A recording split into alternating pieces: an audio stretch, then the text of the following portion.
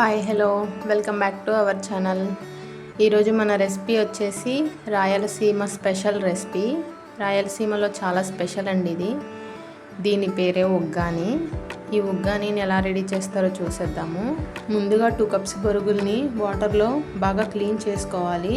పైన కొంచెం మట్టి అలా ఉంటుంది, ఆ మట్టి అంతా పోయేంత వరకు క్లీన్ చేసుకొని ఆ వాటర్ అంతా పోయేంత వరకు గట్టిగా ప్రెస్ చేసి ఆ మరమరాలని పక్కన పెట్టుకోవాలి. వీటిని బొరుగులు అంటారు, మరమరాలు కూడా అంటారు. ఇంకా స్టవ్ మీద ప్యాన్ పెట్టుకొని అందులో కొంచెం ఆయిల్ పోసుకొని పోపు రెడీ చేసుకోవాలి. అందులో తాలింపు గింజలు, కొంచెం వేరుశనగ పప్పులు, సన్నగా కట్ చేసుకొని పెట్టుకున్న ఒక ఉల్లిపాయ, అలాగే ఒక పచ్చిమిరపకాయ, ఒక టమాటాని కూడా చిన్న చిన్న పీసెస్గా కట్ చేసుకొని బాగా మిక్స్ చేసుకోవాలి. ఇది వేగేంత వరకు మనము శనగపప్పును తీసుకొని మిక్సీ పట్టుకోవాలి పౌడర్ కోసం. ఈ తాలింపు వేగిన తర్వాత చిటికెడు సాల్ట్, చిటికెడు పసుపు, అలాగే కొంచెం ధనియాల పొడి, అలాగే కొంచెం కారము మొత్తం వేసి బాగా మిక్స్ చేసుకోవాలి. ఆ కారము అవన్నీ పీసెస్కి పట్టేంత వరకు బాగా మిక్స్ చేసుకున్న తర్వాత ముందుగా మనము క్లీన్ చేసి పెట్టుకున్న బొరుగులు ఉంటాయి కదా, అవి ఈ మిశ్రమంలో వేసేసుకొని బాగా మిక్స్ చేసేసుకోవడమే.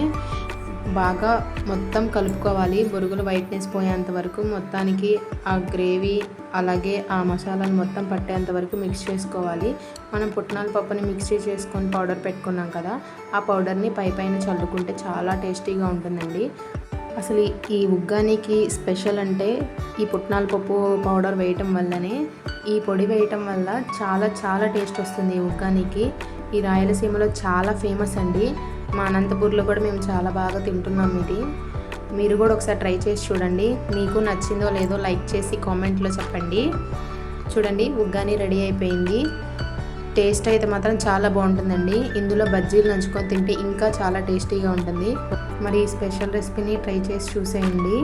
ఇంకా ఎవరైనా సబ్స్క్రైబ్ చేసుకోకపోతే లైక్ చేసి సబ్స్క్రైబ్ చేసుకోండి. Bye bye. నెక్స్ట్ వీడియోలో కలుద్దాం.